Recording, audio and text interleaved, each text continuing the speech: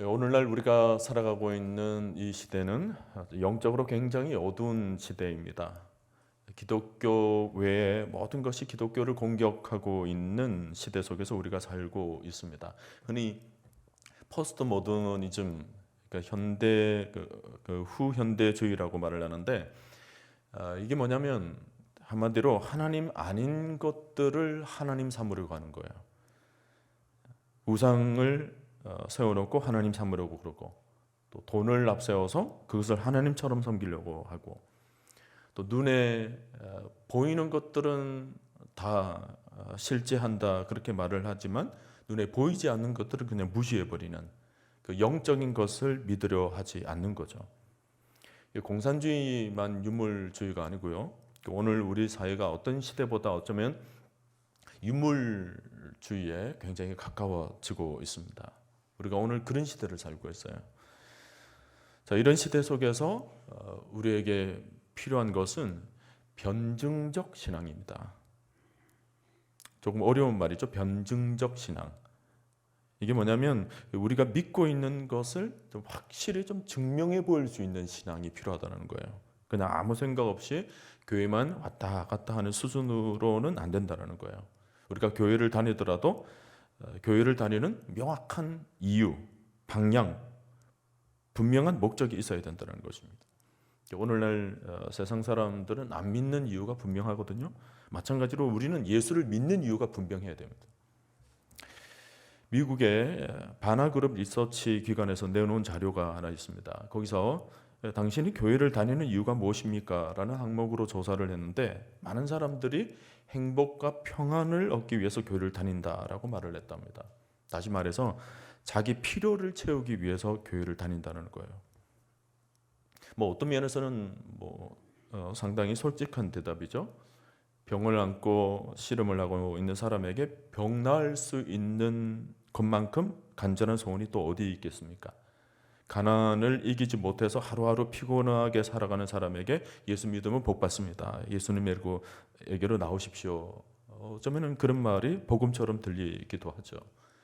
실패를 하고 주저앉아 있는 사람에게 하나님이 당신을 다시 일으켜 세워 주실 수 있습니다. 이런 희망적인 메시지를 던진다면 제법 많은 사람들을 교회로 인도할 수도 있겠죠. 실제 우리 한국 교회도 많은 분들이 그런 목적으로 신앙생활을 하고 있는 것도 사실입니다. 그리고 우리 하나님께서도 이런 1차적인 문제를 외면하지는 않으십니다. 그래서 하나님께서 예수님을 세상에 보내시면서 예수님이 오신 목적을 뭐라고 말씀하셨습니까? 오늘 1절에도 그게 나옵니다.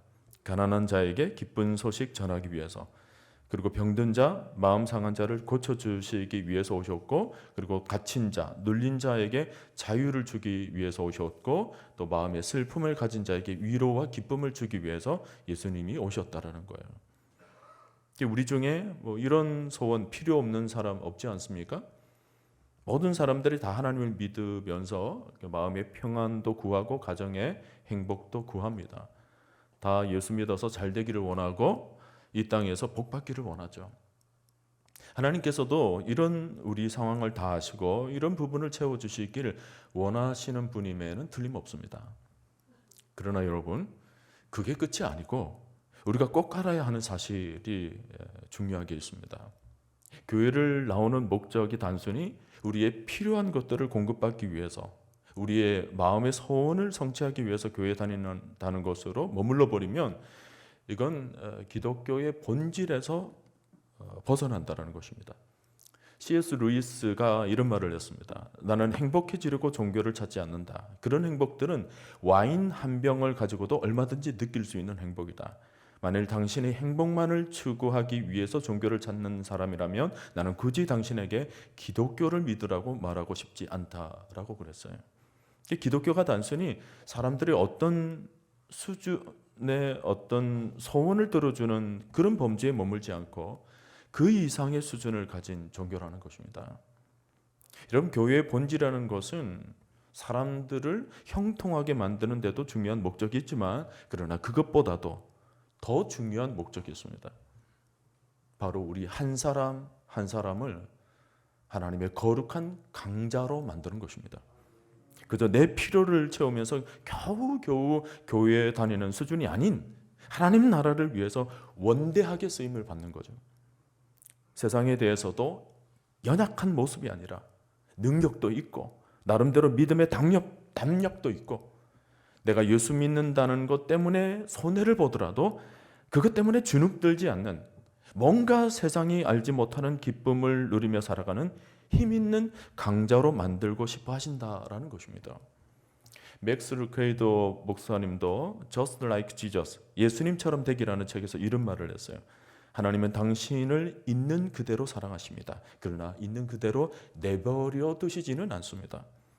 이해하셨습니까? 하나님은 우리를 있는 그대로 사랑하시지만 있는 그대로 멈춰서 내버려 두시지는 않는다는 말입니다. 하나님은 우리를 빚어 만들어 가시기를 원하시죠. 마치 어린아이가 걸음마를 배우다가 엉덩방아도 찢고 무릎도 다치고 하면서도 점점 성장해 나가는 것처럼 살면서 어떨 때에는 혹독한 고난을 당할 수도 있습니다. 예수 잘 믿는데도 그렇게 될 수도 있어요. 그러나 하나님은 우리가 그 속에서 튼튼하게 자라기를 원하시는 거죠.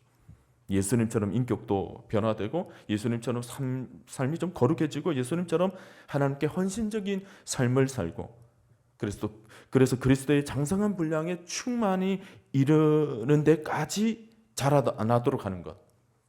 이것이 바로 우리 믿음 생활의 최종 목표라는 것입니다. 저도 이번 특세를 하면서 담임으로 처음 왔으니까 처음 가지는 특세니까 그저 한 두어 주 동안 말씀으로 위로하고 축복하면서 그저 잔잔한 시간을 보내면 어떨까 생각되기도 하다가 아니야. 우리 성도님들 이번 기회에 좀 더 강해져야 되겠다. 내면이 좀 더 단단해져야 되겠다.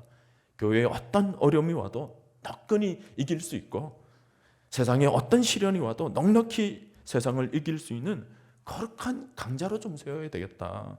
지금까지도 말씀 안에서 잘 자라왔지만 더 자라나야 되겠다. 더 예수님을 더 닮아 가야 되겠다. 이런 마음의 소원이 생기는 것입니다. 아멘입니까? 네. 자, 우선 그러면 거룩한 강자가 어떤 사람이냐 하면 여러분 바로 앞장, 우리가 오늘은 61장을 펴놨는데 바로 앞장 이사야 60장으로 잠깐 넘어가서 여러분 보시면 그게 나옵니다. 60장 21절 22절을 여러분 한번 봅시다. 여기 보면 밑줄 그으셔도 좋아요. 21절부터 22절을 보면 우선 다 의롭게 된 사람들이라고 말을 해요. 거룩한 강자가 누구냐? 의롭게 된 사람들이다. 예수님을 통해서 죄사함을 받고 하나님 앞에 영원히 의인이 된 사람들.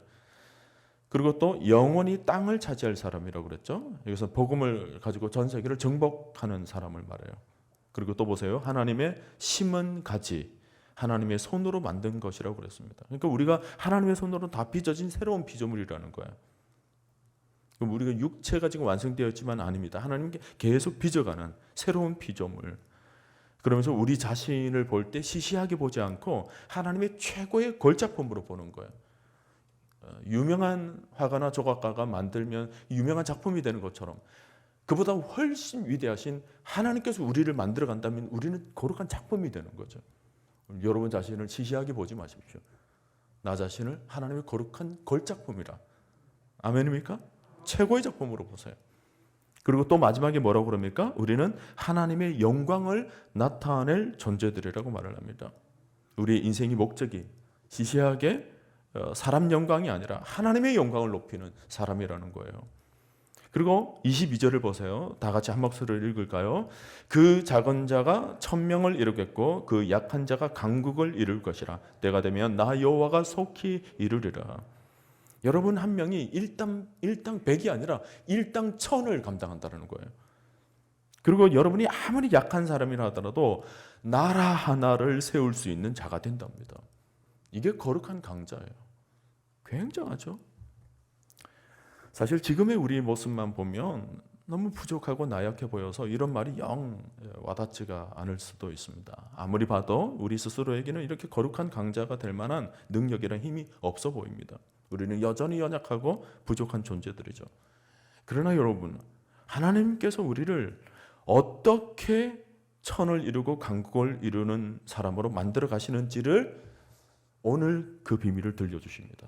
다시 여러분 넘어오셔서 오늘 읽은 이사야 61장 1절 말씀을 보면 놀라운 말씀을 들려주시는데 우리 같이 다시 한번 읽습니다. 주 여호와의 영이 내게 내리셨으니 이는 여호와께서 내게 기름을 부으사. 거기까지. 다음에 제가 이 부분을 좀 더 상세하게 다시 전해드릴 기회가 있을 텐데요. 우선은 한마디로 정리를 해놓으세요. 우리에게 성령을 부어주시겠다는 것입니다. 지금까지 우리에게 성령이 부어지지 않았을 때는 우리는 그냥 흙덩이에 불과했어요.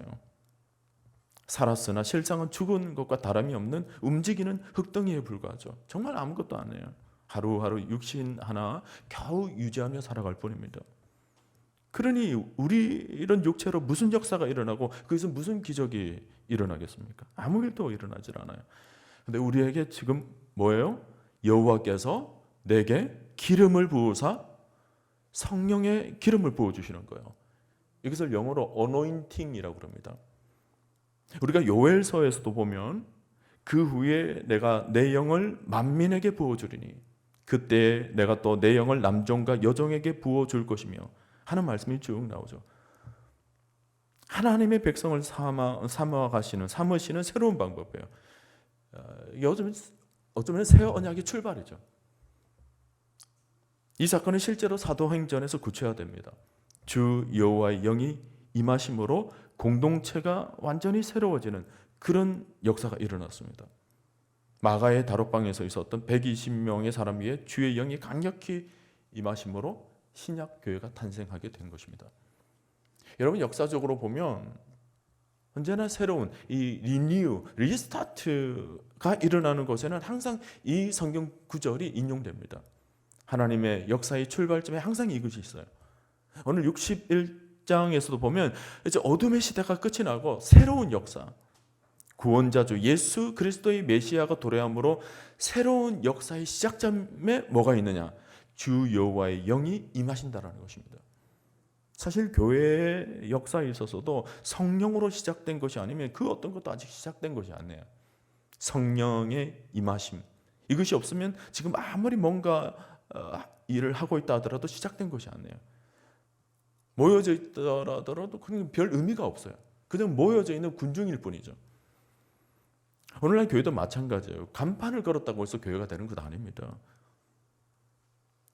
진짜 시작은 성령이 임하셔야 된다는 것입니다. 우리 한 사람 한 사람도 그냥 교회 나온다고 해서 다 하나님의 사람이 된 것이 아니에요. 교회 나와도 교회 해를 끼치고 엉뚱한 행동을 하는 사람이 있습니다. 하나님과는 아무 상관없이. 여러분 오늘날 신약 시대의 믿음의 출발은 우리 안에 성령이 임해야 되는 거야. 우리 육신만 왔다 갔다 하는 수준이 되어서는 안 되고 우리 안에 성령으로 가득 채워져 있어야 된다는 것입니다. 이게 없으면 무슨 일을 해도 그냥 자기가 하는 일이지 하나님의 일이 아닌 거예요. 일은 하기는 하지만 하나님의 역사와는 아무 상관이 없습니다.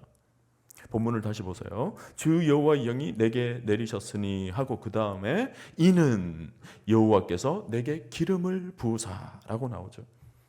여러분이 성경을 보시다가 기름을 붓는다라는 말이 나올 때 특별히 집중해서 보셔야 됩니다.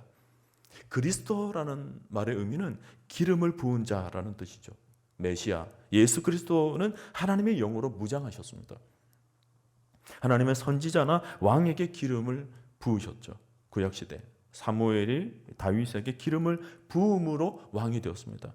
무슨 왕관을 쓰게 되었거나 혹은 왕의 홀이나 어떤 왕자에 앉았다고 해서 왕이 된 것이 아니고 기름을 부음 받아서 왕이 되었다라는 것이 중요합니다. 구약시대의 기름 부음을 어떻게 하느냐면 머리 위에 기름을 이렇게 부어요. 머리부터 시작해서 온몸이 흠뻑 적시도록 만드는데 완전히 압도하는 상태에 빠지는 것입니다.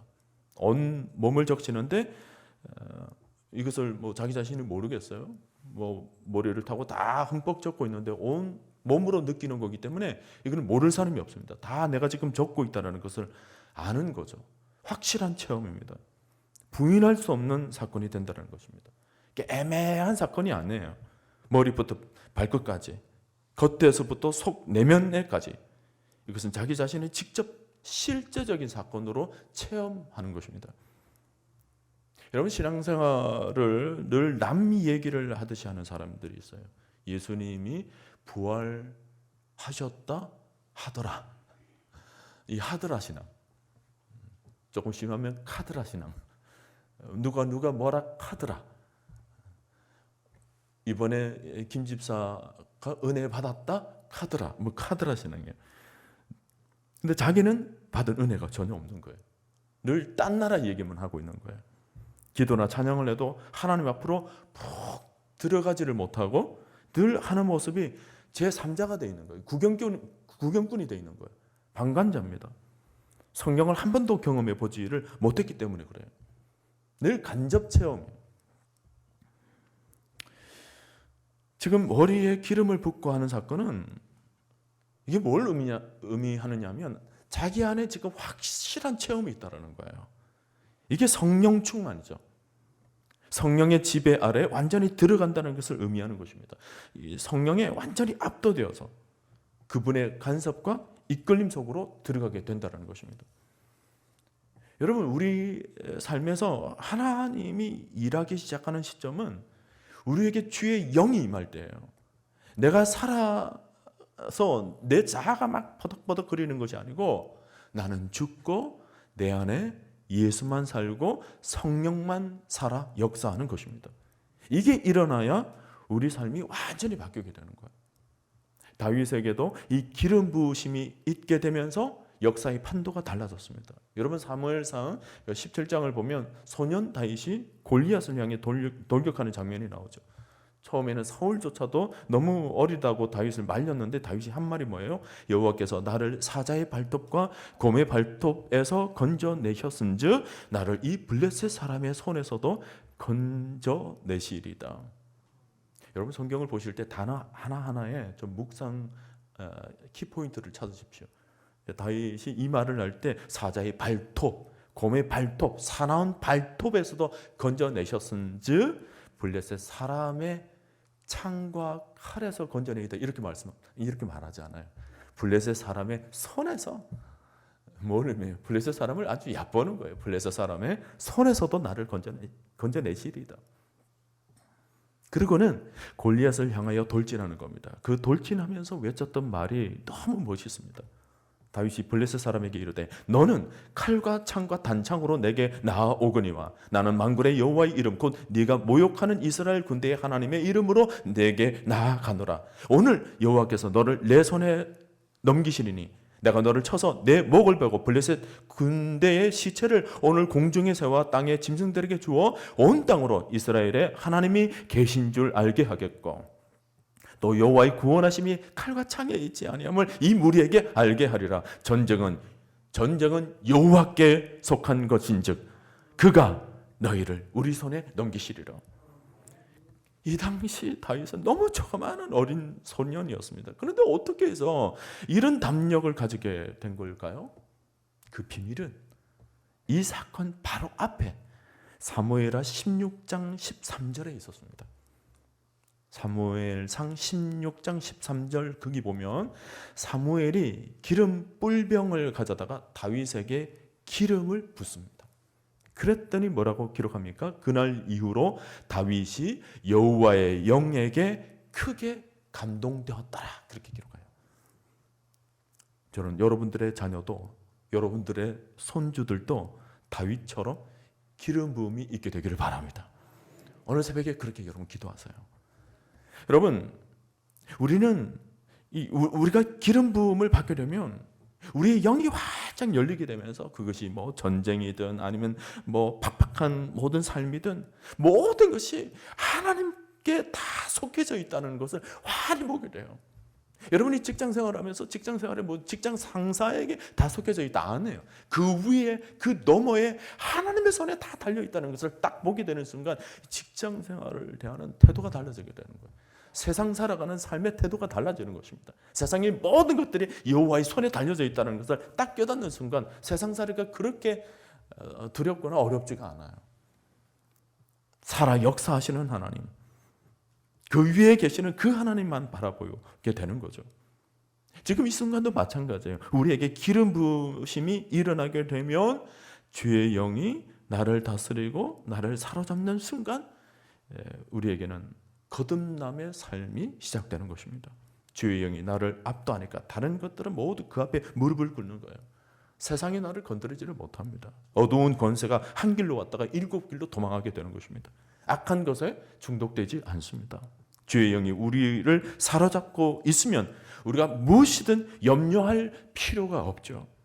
그분이 보호하시고 인도하시고 이끄시고 그분이 모든 필요를 채워주시는 것입니다.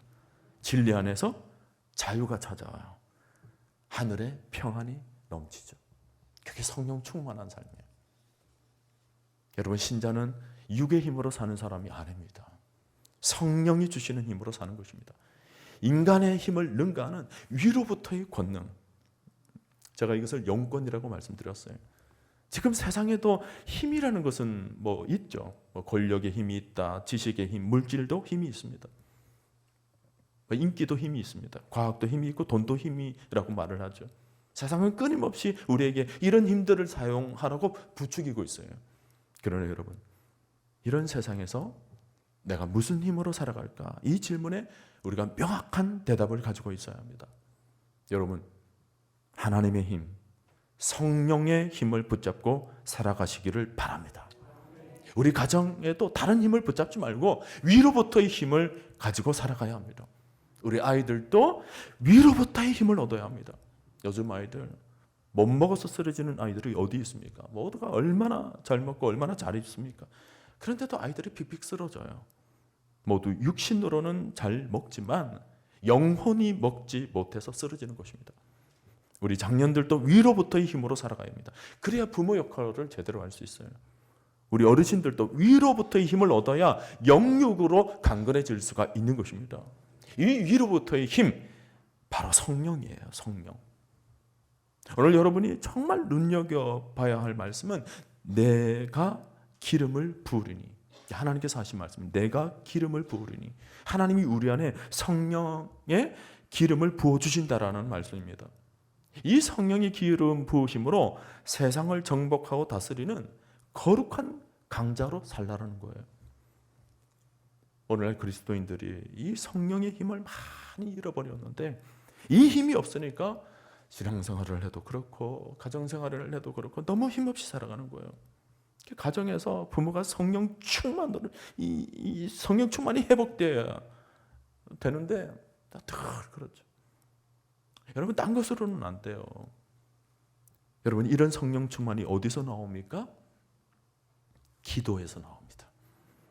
기도로 강력한 성령의 권능을 받는 거죠. 구하라.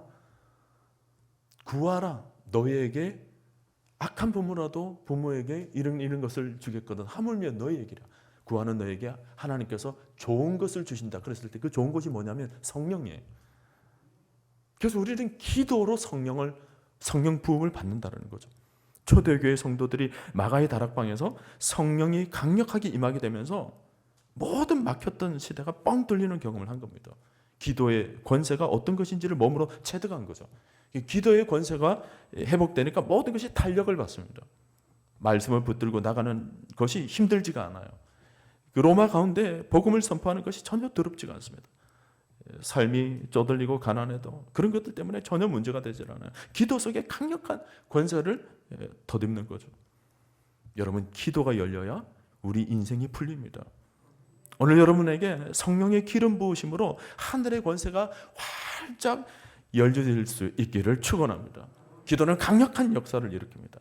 막연히 앉아서 늘 침묵하고 묵상하는 수준으로 기도하고 많은 분들이 계신데, 여러분, 하늘을 여는 기도는요 그렇게 소극적이지가 않아요. 천국은 침노하는 자의 것이라고 그랬거든요.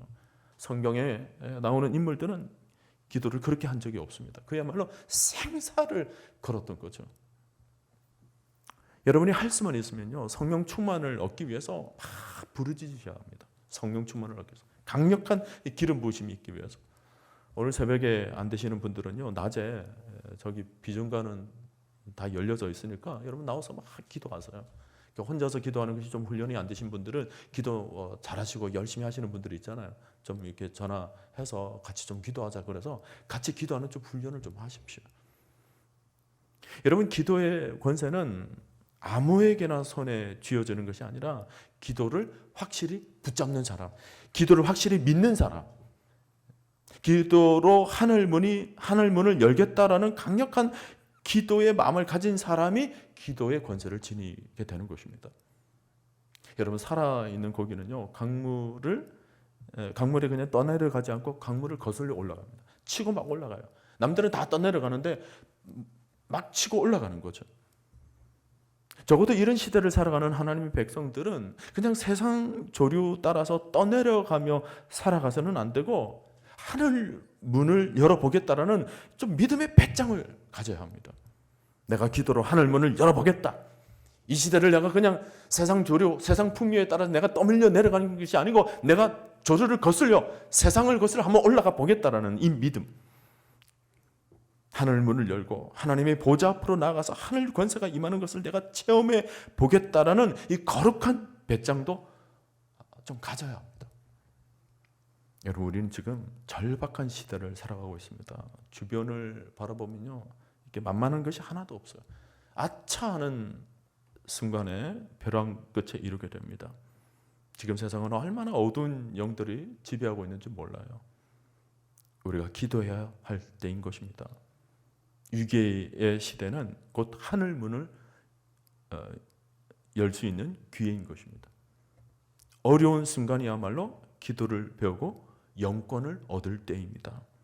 여러분, 영적 잠을 자지 말기를 바랍니다. 우리 인간은요, 원자탄으로 망하는 것이 아닙니다. 핵무기로 망하는 것이 아닙니다. 우리 마음의 공격을 받는 거예요. 우울증에 걸려서 몇백만 명이 잠도 못 자고 집을 뛰쳐나가고 자살하는 것은 다 마귀가 우리 마음을 건드리는 거예요. 여러분, 무엇으로 우리가 마음의 공격을 막을 수 있습니까? 무엇으로 우리가 마귀를 이깁니까? 병원이나 약국에서 파는 약으로 고칠 수 없어요. 결심으로, 의지로 이길 수 있는 게 아닙니다. 인간의 힘으로, 지식으로 이길 수 없습니다. 과학으로 이길 수 없습니다. 예수의 이름으로, 믿음으로, 오직 성령으로 이 힘을 얻으시기를 바랍니다. 제가 주일 오후에 말씀을 드렸죠. 우리에게는 예수 그리스도라는 강력한 권세의 이름이 있습니다. 바람아 잠잠할지어다, 파도야 잠잠할지어다. 예수께서 이런 기도를 할 수 있도록 권세를 주셨음을 여러분 꼭 기억하시길 바랍니다. 저는 이번 특세를 기점으로 우리 교회가 성령으로 완전히 거듭날 수 있기를 바랍니다. 성령의 권능을 받고 이 길동 지역을 넘어서요, 이 나라 더 나아가서 온 민족과 열방 가운데 하나님의 일을, 하나님께서 역사를 일으키시는 그런 일들 말이죠.